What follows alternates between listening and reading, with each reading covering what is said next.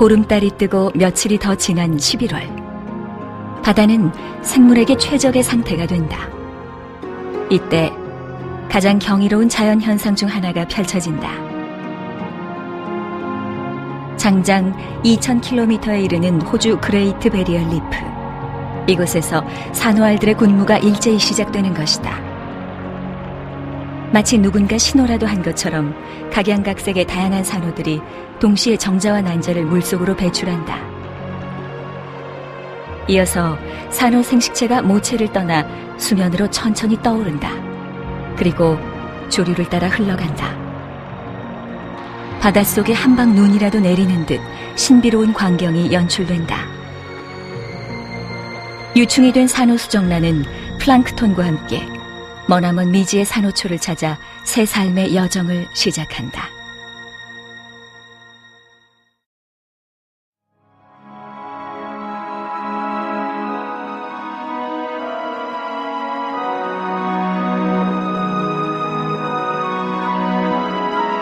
동화처럼 아름다운 자태의 산호초는 온통 살아있는 생명으로 뒤덮여 있다. 이 대자연의 작품 앞에서 고개가 저절로 숙여진다.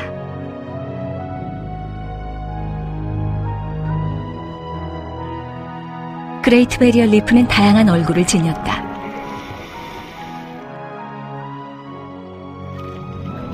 부드럽고 섬세한 얼굴,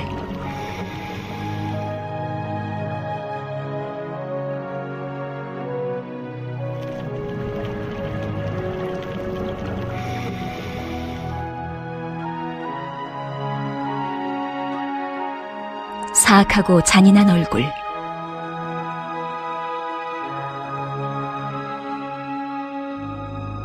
산호초는 그야말로 비옥한 생명체의 보고다.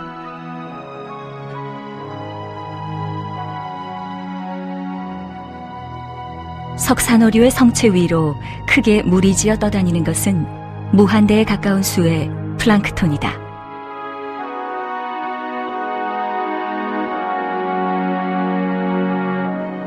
반투명 플랑크톤 종의 행진 속에는 해파리 같은 생물도 끼어 있다.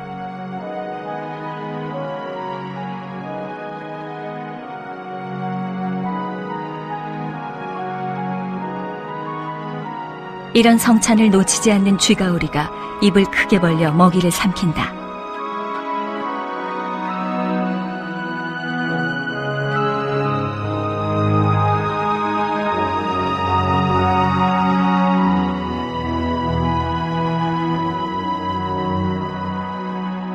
산호초에 더 가까이 가면 플랑크톤 무리는 어느덧 사라지고 온갖 종류의 물고기를 만날 수 있다.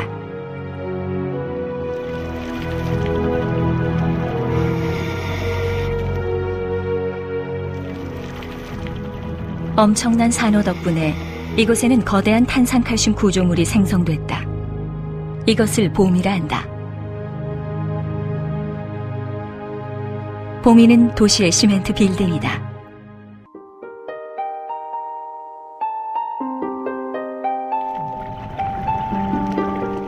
단단한 산호 석회석 골격의 거대하고 복잡한 구조물 속에 수많은 생명체의 보금자리가 있다.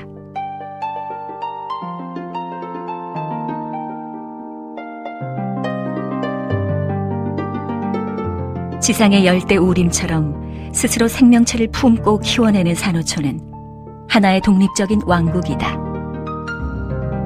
봄이는 이 산호초 왕국의 건설을 돕는다.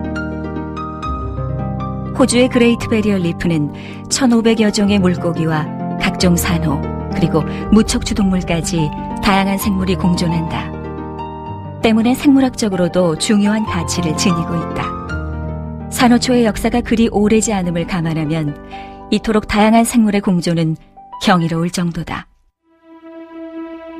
지질학적 측면에서 그레이트 베리어 리프는 젊은 땅이다. 빙하기를 지나며 높아진 해수 위는 산호초에 큰 영향을 끼쳤다. 만년 전 바닷물의 높이는 현재보다 40m 정도 낮았다. 해저 40m 부근의 암초는 당시의 해안 침식으로 생긴 것이다.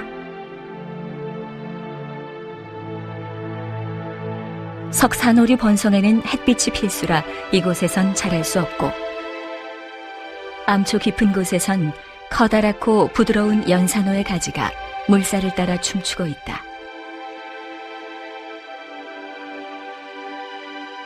침식지대를 따라가다 보면 만년 전 해안의 모습을 그려볼 수 있다. 지금은 바다에 잠겨 있지만 당시에는 파도가 들락거렸을 것이다. 잠겨버린 해안의 평지에서 먼 조상들은 캥거루나 악어 사냥을 했을 것이다. 그리고 그 땅은 바닷속에서 그레이트 베리어 리프로 모습을 바꾸었다.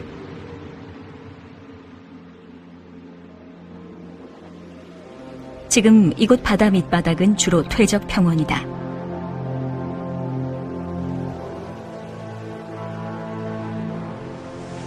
생물들의 은신처가 되는 바위투성의 바닥은 해수 위의 변화를 감당하지 못한다. 오직 산호초만이 해수 위의 변화에 맞춰 성장한다.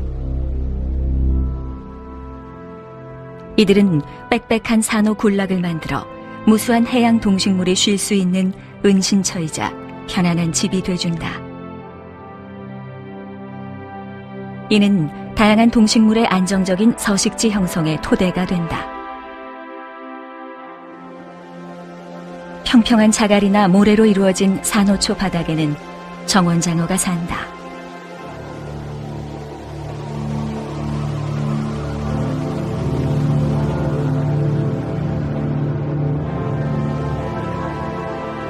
정원장어떼가 모래바닥에서 고개를 내밀어 물살에 떠다니는 먹이를 잡는다.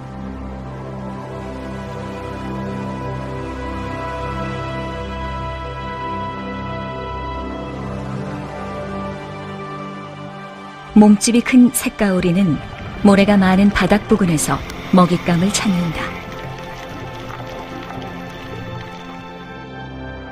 푸른점 부채꼬리 가오리는 꼬리에 독가시를 가졌지만 방어용으로만 사용한다.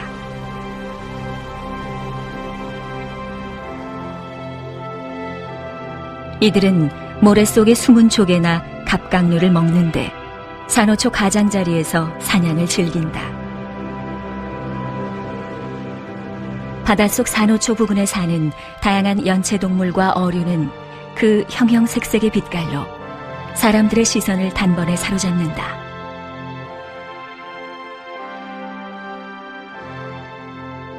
떼를 지어 다니는 작은 물고기의 화려한 색채나 색채 대비가 뚜렷한 깃대돔의 무늬는 특수한 수중 환경에서 살아남기 위한 그들만의 생존 전략이다.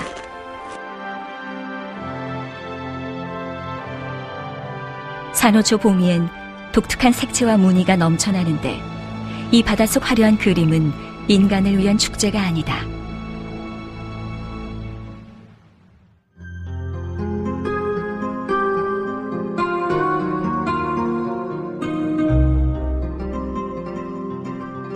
복잡하게 얽히고 설킨 산호초에서 살아가려면 치장은 필수다. 모든 생물은 생존을 위해 특화된 개성을 갖는다. 동물의 생존에 가장 중요한 것은 사냥과 짝짓기다. 그런데 이 두 가지의 필수 요건은 서로 상충된다. 효과적인 사냥을 위해선 주변 환경에 어우러져 눈에 띄지 않아야 한다. 한데 짝짓기를 위해선 상대의 눈에 띄어야 하고, 그러려면 화려한 치장이 필요하다. 산호초에 사는 생물들의 고민은 바로 여기에 있다. 산호초를 잘 살펴보면 여기 사는 대부분의 생물이 이 문제 해결에는 실패한 듯하다. 하지만 이곳 생물들의 시각에서 보면 상황은 달라진다. 물고기의 시각은 영장류의 시각과 사뭇 다르다. 우리의 시각체계는 노랑과 빨강을 쉽게 판별한다. 조상들의 생존이 잘 익은 열매를 찾는 데 달려 있었기 때문이다.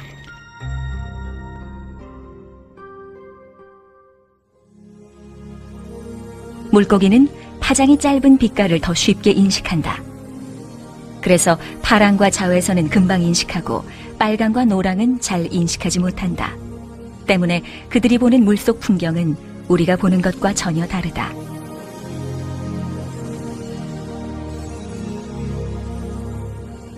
물고기도 어떤 방향성을 가지고 진화해 왔고 그들의 화려함에는 분명한 목적이 있다. 인간의 시각적 즐거움이 그 목적은 아니다.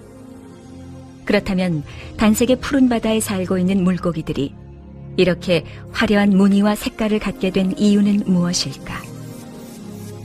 이 적색 불꽃 가리비 같은 생물은 이유 같은 건 아무 상관없다는 듯 독특한 특수 효과를 자랑한다. 그러나 이들 역시 진화를 통해 생존 전략을 얻었다. 겉모습에 따른 해양 생물은 기본적으로 세 부류다. 첫째, 평생을 같은 모습으로 사는 생물. 산호초 부근에서 일생을 보내는 곰치는 굵직한 몸통에 얼룩덜룩한 전무늬를 가졌다. 이들은 몸을 숨기는 데 실패한 운 나쁜 물고기나 기타 생물을 먹이로 삼는다. 둘째, 살아가는 동안 모습을 바꾸는 생물. 어린 시절 뚜렷한 색깔과 무늬를 뽐내던 엔젤피쉬는 성체로 자라면서 그 색깔과 무늬가 완전히 달라진다. 셋째, 매일 또는 현장에서 모습이 바뀌는 생물. 파랑 비늘돔은 낮밤에 따라 그 모습이 크게 다르다. 우리가 아름답다고 표현하는 그들의 빛깔과 무늬는 해양 생물들에겐 생존 발판이다. 어떤 물고기는 자외선을 보고 빛으로 신호를 보내기도 하지만 대부분은 그저 무늬로 상대를 알아차린다.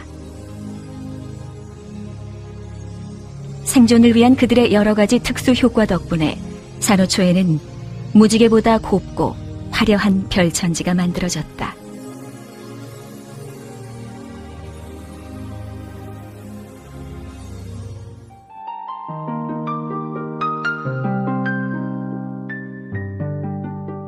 산호초 보미에 사는 다양한 종의 어류 중 크기와 모양이 비슷한 물고기들에겐 색깔과 무늬가 더욱 중요한 역할을 한다.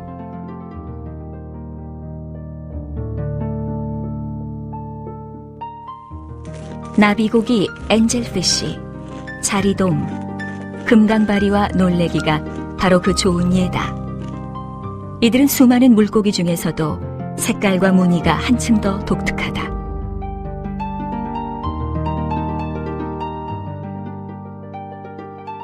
이 금강바리는 주위 환경과 색깔이 비슷해 산호가 배경일 때는 배경에 묻혀 눈에 잘 띄지 않는다. 그런데 이 기본 모습은 무한대에 가까운 다양한 형태로 변형됐다. 산호초 물고기의 놀랍도록 다양한 색채 변이는 서로 다른 종뿐 아니라 같은 종에서도 나타난다. 같은 종이라도 나이, 성별, 서식지, 활동 영역, 심지어는 밤낮에 따라 완전히 다른 무늬를 가지기도 한다. 산호초 물고기 중 많은 종이 바다 밑바닥이 아닌 좀 더 위쪽에서 먹이를 구한다. 이들은 보미 위나 주변 바다로 활동 영역을 넓혔다. 그 결과 몸의 형태는 좀 더 길어지고 꼬리는 갈라지고 끝에 작은 입이 붙고 눈은 앞으로 이동했다.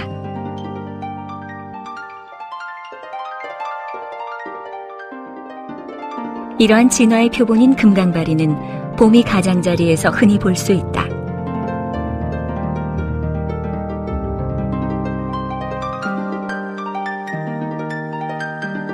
크고 아름다운 금강바리 수컷은 암컷을 50마리까지 거느릴 수 있다.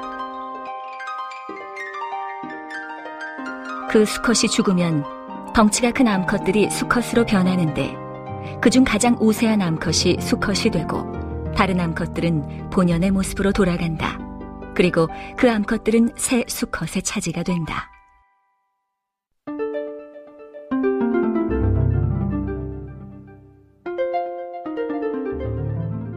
산호와는 먼 친척인 말미잘은 견고한 보미의 몸체나 그 주변에서 살아간다.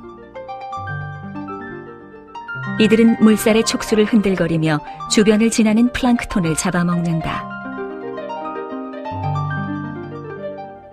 봄 위의 가파른 벽에서도 아름다운 색깔의 말미잘을 볼 수 있다.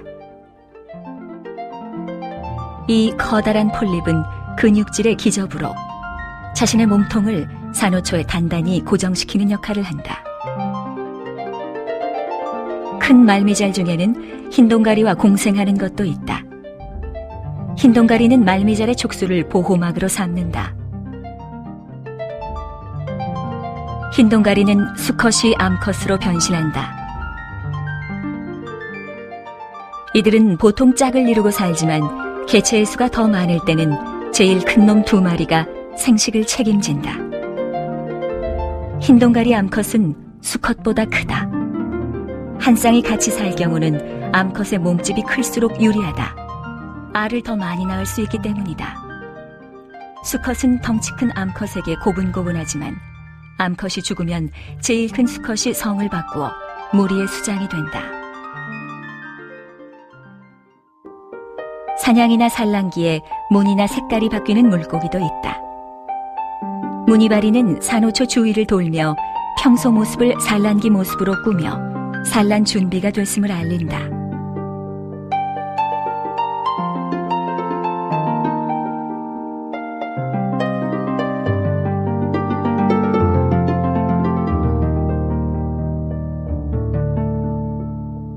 해양 생물의 모양과 색깔이 가진 의미를 이해하기 위해선 산호초 내의 생존 방식과 바닷속 시각을 알아야 한다. 모든 유기체에게 생명 유지를 위한 3가지 필수 조건은 먹기, 먹히지 않기, 그리고 생식이다. 안타깝게도 해양 생물이 먹거나 먹히지 않기 위해 갖추어야 할 외적 조건은 생식을 위해 갖추어야 할 외적 조건과 충돌하는 경우가 많다.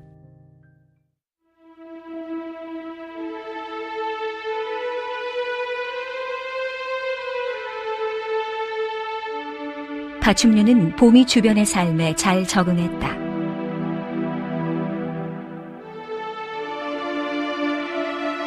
바다 거북의 몸을 단단히 감싸고 있는 등딱지는 포식자로부터 거북을 지켜준다.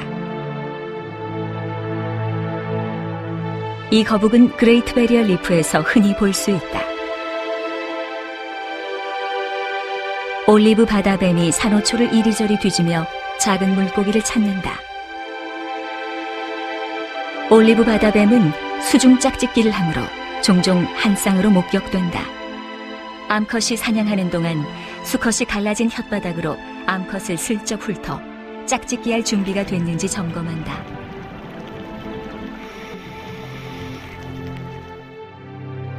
포식자에게 잡아먹히지 않으면서 사냥할 먹잇감의 눈에도 띄지 않으려면 주변 환경과 똑같이 위장하는 게 최고다. 퉁솔치가 산호초 속에 몸을 숨긴 채 시치미를 떼고 있다.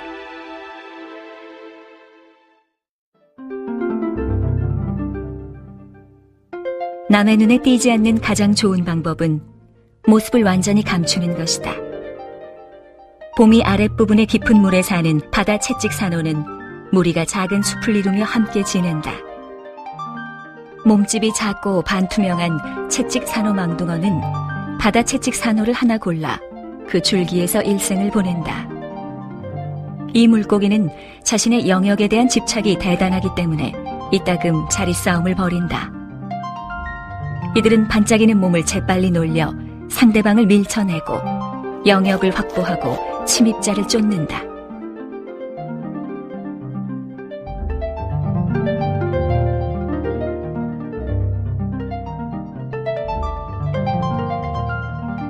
배우자를 유혹하거나 적을 쫓거나 그 외 또 다른 경고를 할 필요가 있을 때는 눈에 잘 띄는 밝은 색깔이 여러모로 편리하다. 봄이를 감싸고 있는 푸른 물속에선 노랑과 파랑이 멀리서도 잘 보인다. 때문에 많은 산호초 생물이 노랑과 파랑이 섞인 줄무늬나 점무늬를 가지고 있다. 노랑과 파랑은 대비가 분명한 색깔이므로 산호초 속에서 강렬한 인상을 남긴다. 생물들을 떼놓고 본다면 사실 산호초 자체의 색깔은 칙칙하고 단조롭다. 대체로 갈색이나 초록색이고 화사하고 밝은 색깔의 종은 더 깊은 곳에 산다. 알록달록 폴립이 고운 산호는 카메라 조명을 밝히지 않는 한 그 색깔을 볼 수 없는 밤에만 모습을 드러낸다.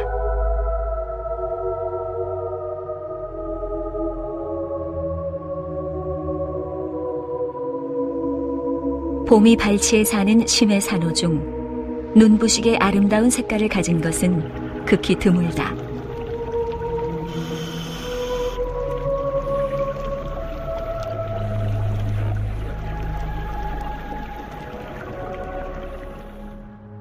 산호초를 화려하게 장식해주는 것은 결국 그곳에서 사는 생물들인 셈이다.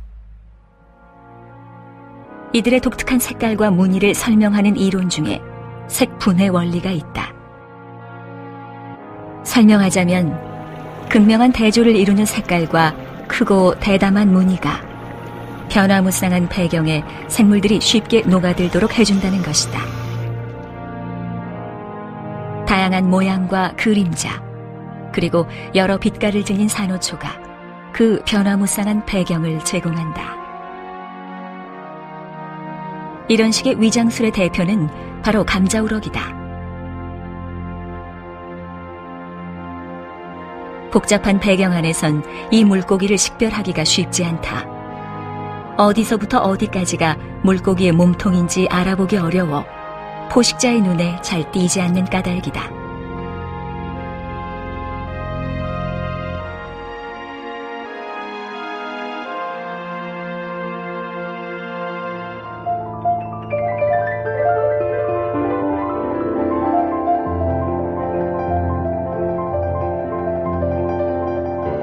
물고기가 무리를 지어 행동하면 포식자는 끊임없이 움직이는 물고기떼로 인해 각각의 물고기를 겨냥하기가 어렵다. 글라스피쉬는 산호초 부근에서 거대한 무리를 이루고 산다.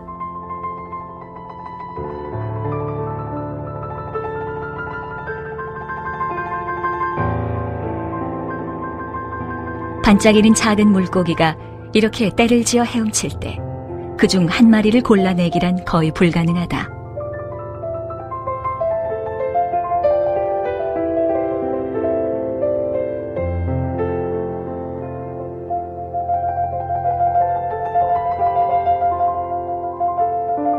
각각의 보미에는 물고기들의 병원이 있다.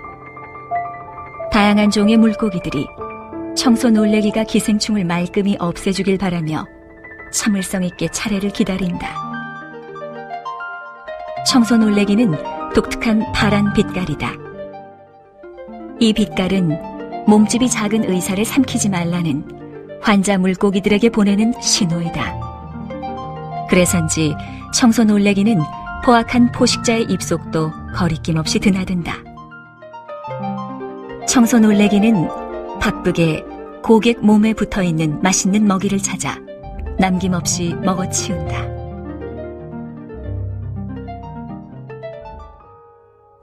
갯가재는 대단히 사나운 부류에 속하는 해양 갑각류로 개와 새우와는 먼 친척이다. 갯가재는 눈이 좋기로 이름이 높다. 이들의 눈은 독립적으로 움직이므로 양쪽 눈을 통해 각각 개별적인 정보를 취한다. 게다가 편광과 자외선을 포함 다양한 색채를 인식하는 채널도 12개가 넘는다. 갯가재는 이런 독특한 눈으로 자신의 주변에서 정보를 얻는다.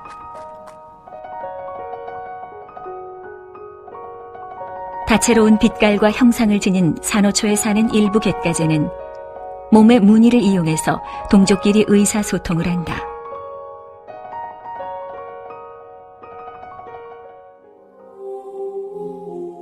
앵무조개나 문어, 오징어, 갑오징어 등 발이 머리 부분에 달린 연체동물을 두 종류라고 한다. 이들은 물고기만큼이나 그 수가 많다. 문어와 친척간인 갑오징어는 봄이 주변에서 흔히 찾아볼 수 있다.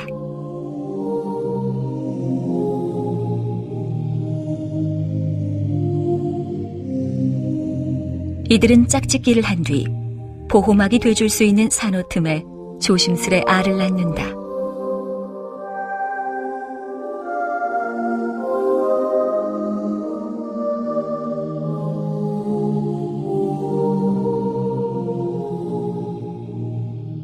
이들에겐 사촌인 문어처럼 몸의 빛깔과 무늬를 급속히 바꾸는 재주가 있다. 이 재주를 주위 환경에 섞여들거나 동족에게 싸움을 걸 때, 배우자를 유혹할 때 사용한다.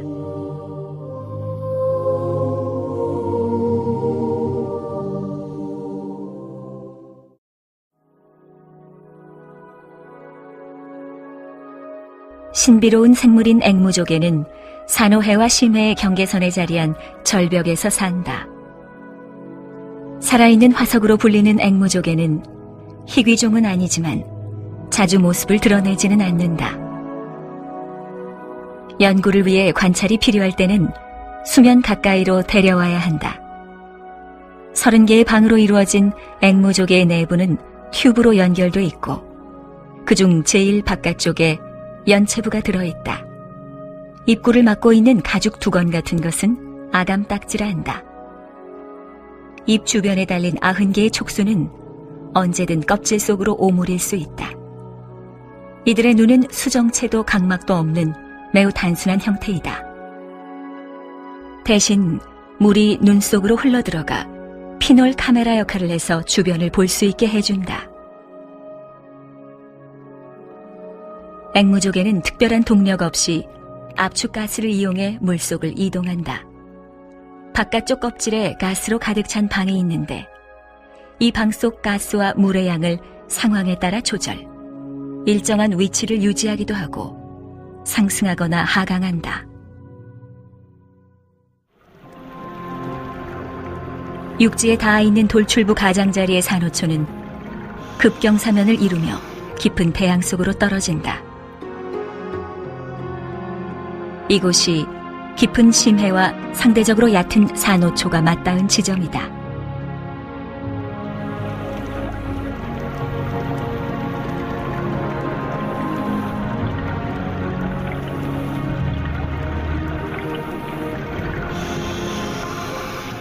깎아지른 듯한 해저 낭떠러지가 수천 미터 깊이까지 뻗어 있다.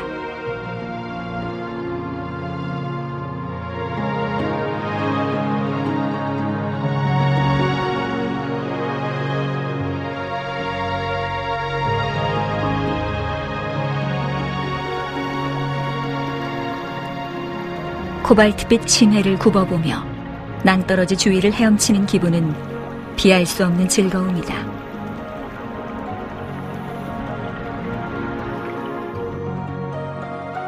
해저 낭떠러지 내부에는 수천 년의 세월에 걸쳐 형성된 거대한 틈새와 동굴이 자리하고 있다. 이 중 어떤 것은 잠수부가 드나들 수 있을 만큼 크다. 이 거대한 지질학적 구조물은 태고부터 생물 유기체에서 나온 엄청난 양의 탄산칼슘이 퇴적돼 형성된 것이다. 복잡하게 얽히고 설킨 동굴은 이곳에 사는 수많은 생물들에게 은신처를 제공한다.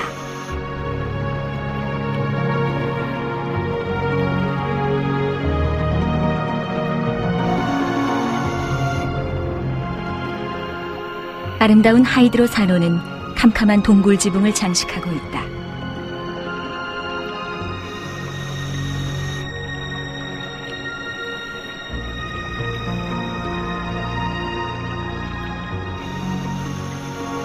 칠흑 같은 동굴 속엔 빛이 닿지 않아 동굴 깊숙한 곳에선 생명체를 찾기 어렵다.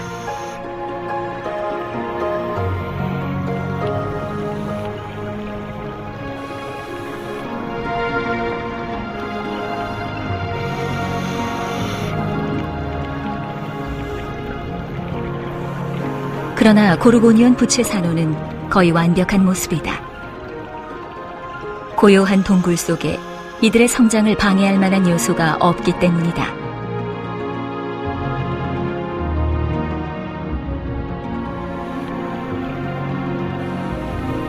낭떠러지 밖에서는 덩치 큰 포식자들이 울퉁불퉁한 경사면을 돌며 사냥감을 찾는다.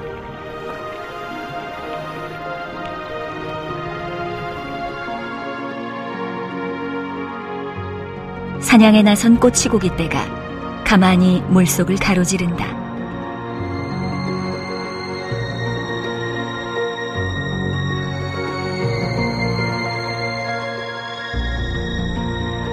늘 혼자 움직이는 오라만 백다랑어는 절벽을 따라 푸른 물속을 누빈다. 일부 생물은 방어에는 전혀 관심이 없고 오직 공격만을 무기로 삼는다. 봄이 주변 깊은 물속을 헤엄치는 상어들은 낭떠러지의 어둑한 그늘에 몸을 숨긴다. 등 부분의 짙은 색과 배 부분의 옅은 색은 때때로 상어의 모습을 주변과 구분하기 어렵게 만든다. 산호초의 늑대라 할 수 있는 회색 암초 상어는 무리를 지어 몰려다니며 사냥을 한다. 늘씬한 포식자는 먹이를 찾아 산호초를 순찰한다. 산호초가 생긴 이래 산호초 보미 부근에는 늘 먹이가 풍부하다는 걸 알기 때문이다. 더 이상 진화가 필요 없을 정도로 효율적인 유선형 몸매를 자랑하는 상어들은 다채로운 해양 생태계에서 이들의 자리를 보장받고 존중받아야 마땅하다. 바다 물고기는 외부에 귀가 없지만 소리를 듣는 데는 지장이 없다. 상어도 마찬가지다. 상어의 머리 꼭대기엔 미세한 구멍이 있는데 이는 관을 통해 속귀와 연결돼 있고 바로 여기 소리를 감지하는 미세한 유모세포가 있다. 상어는 특히 저주파에 민감해서 수 킬로미터 밖에서도 물고기의 진동을 감지할 수 있다. 상어의 몸 겉부분에도 속귀에 자리한 유모세포 비슷한 것이 있다. 구멍기관은 하나 또는 길게 늘어선 형태로 상어 몸에 자리하고 있다. 이를 측선계라고 한다. 뼈가 굵은 물고기 중에선 옆줄을 가진 것이 많다. 이 꼬치고기의 옆구리를 따라 길게 보이는 검은 선이 바로 그것이다. 유모세포는 물속에서 색다른 움직임을 감지하면 즉시 뇌로 신호를 보낸다. 물속에서 움직이는 물체는 압축파를 발산하는데 물고기는 이것을 소리로 인지한다. 회색 암초 상어는 유모세포의 자극을 받으면 엄청나게 활동적으로 변한다. 바다는 고요한 세계라 여겨져 왔다. 하지만 사실은 이와 다르다. 산호초는 그 알록달록한 색깔 못지않게 소리도 다양하다. 바닷속 푸른 세계는 수면부터 심해까지 온갖 소음의 불협화음으로 소란하다.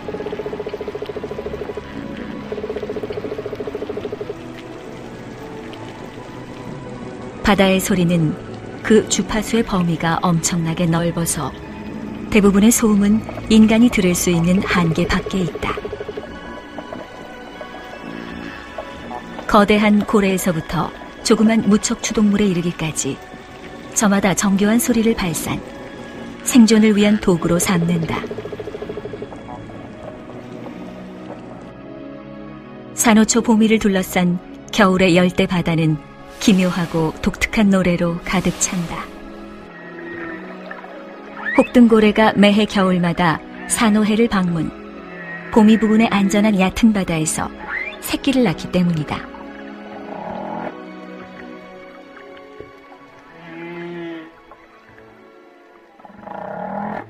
혹등고래는 혹독하고 적대적인 환경에서 살기 위해 독특한 재주를 개발했다.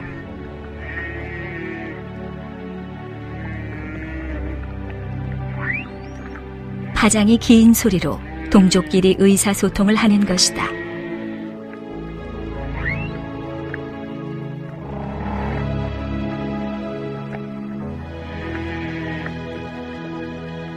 혹등고래가 내는 소리는 노래라 해도 무리가 없을 정도로 정교하다.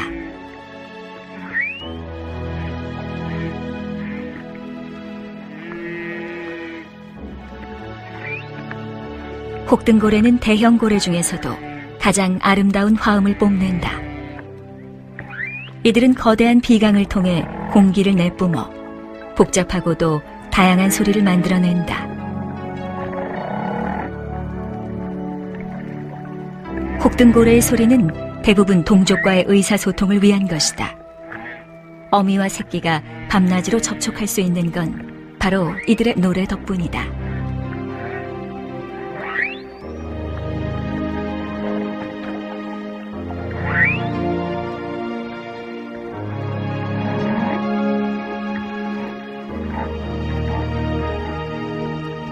이 부근의 바다는 연약한 새끼고래를 노리는 포식자로 가득하다.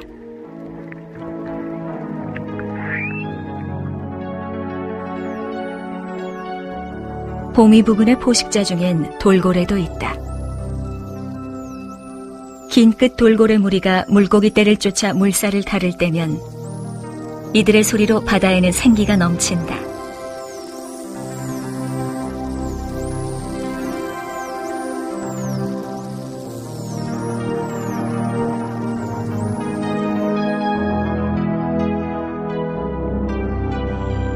스피너 돌고래와 사촌간인 흑범고래는 이따금씩 산호초를 이용 떼를 지어 큰 먹잇감을 모으는 사냥 전략을 구사한다.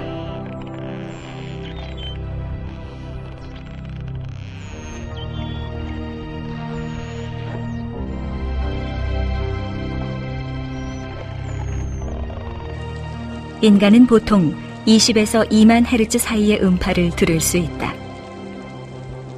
20헤르츠 이하를 들을 수 있는 영역 아래인 가청하 음파, 2만 헤르츠 이상을 초음파라고 한다.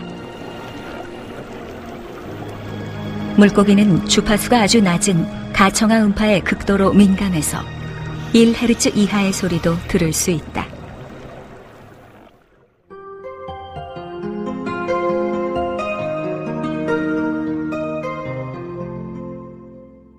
낮이 길어지는 호주의 연말 즈음에는 그레이트 베리어 리프의 생물들이 짝짓기로 바빠진다.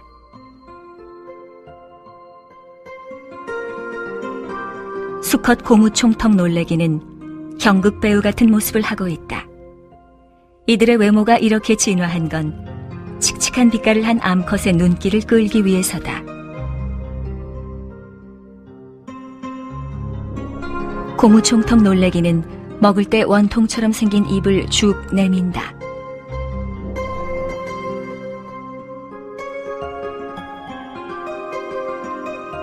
수컷 고무총턱 놀래기가 산호초를 돌며 화려한 빛깔을 자랑한다. 이들은 산호초에서 유혹한 암컷을 더 넓은 물로 데려가 산란한다.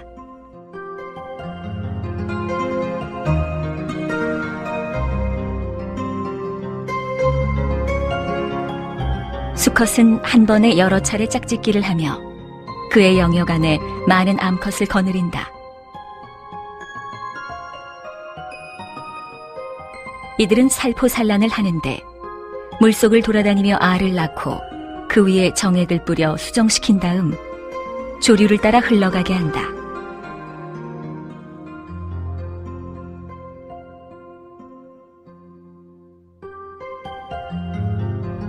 파랑 비늘돔도 살포산란을 한다. 수컷이 산호초 주변을 돌며 산란할 준비가 된 암컷의 시선을 끈다. 보통 암컷은 수컷만큼 화려하지 않다. 수컷이 암컷을 따라가서 몸을 부비며 산란을 재촉한다.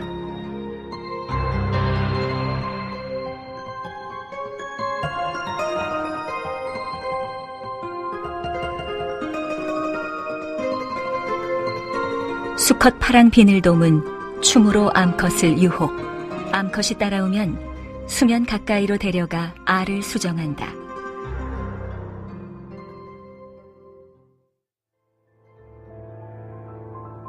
물고기떼에게 산호초 위의 공간은 고속도로다. 물이 지어 사는 많은 어류가 바다의 조류를 따라 흘러가는 플랑크톤을 먹고 산다.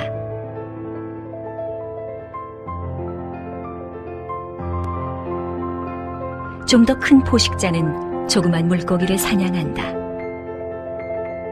포식자인 술정갱이가 달아나는 물고기떼를 추격, 작은 물고기들 사이에 공포감을 조성한다.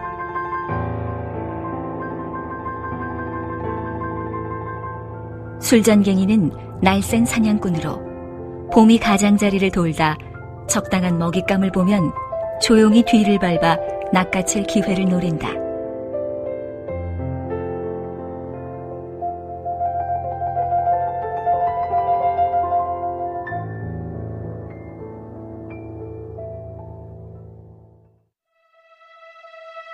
산호초의 동력은 태양이다.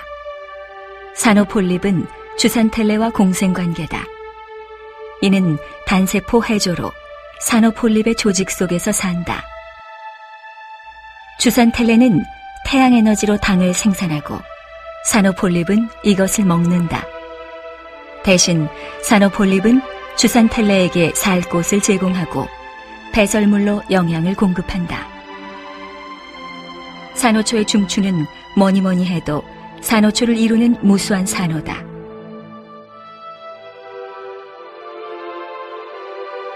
가늘고 긴 가지를 지닌 섬세한 뿔 산호는 복잡한 3차원 구조를 이루며 성장. 작은 물고기와 무척추 동물이 살기 좋은 미로를 만든다.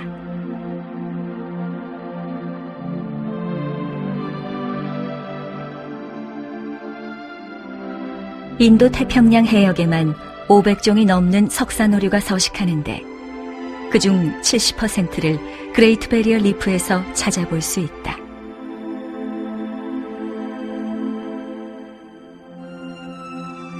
거대한 황철광 산호는 폴립이 겹겹이 층을 이루며 몇백 년에 걸쳐 서서히 성장한다. 이 거대한 군락은 집 한 채 크기만큼 자라기도 한다.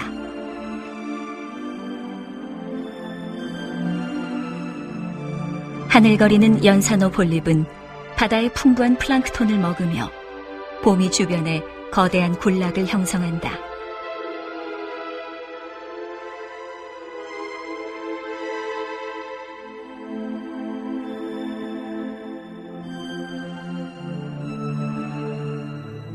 석산오류는 수많은 소형 유기체의 은신처다. 나선 아가미 갯지렁이가 촉수를 펼쳐 조류 속 동물성 플랑크톤을 잡아먹는다.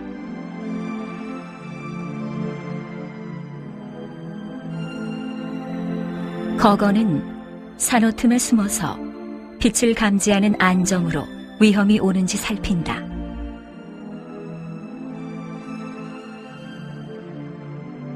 갯민숭 달팽이는 산호와 해면 위를 기어다니며 해조와 무척추 동물을 잡아먹는다.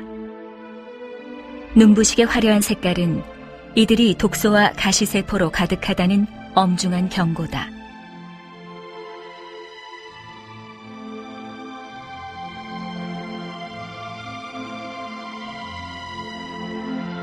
엷은 빛깔의 커다란 해면들이 초현실주의 조각 같은 모습으로 바닥 가까이에서 자라고 있다. 표면 위엔 작은 무척추 동물들이 털을 잡았다.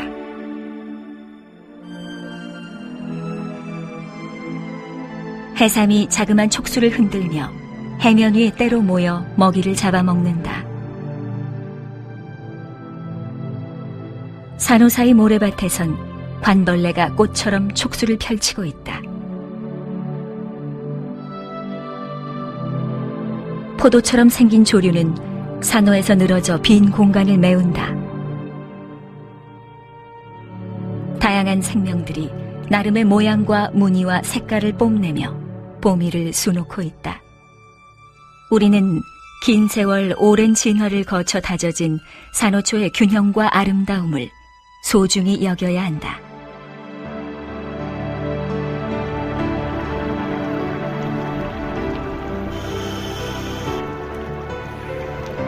호주의 그레이트 베리어 리프는 아직 상태가 양호하다. 그러나 전 세계 산호초의 90%가 이미 위기를 맞았다. 일부는 이미 회복이 불가능할 정도로 망가지고 말았다. 하수, 농약, 오염물질의 형태로 우리는 산호초의 화학물질을 들이붓고 있다. 강을 통해서는 침적토를 흘려보내 산호초의 숨구멍을 틀어막고 바다 곳곳에 닻을 내려 해양 자원을 마구 착취하고 있다.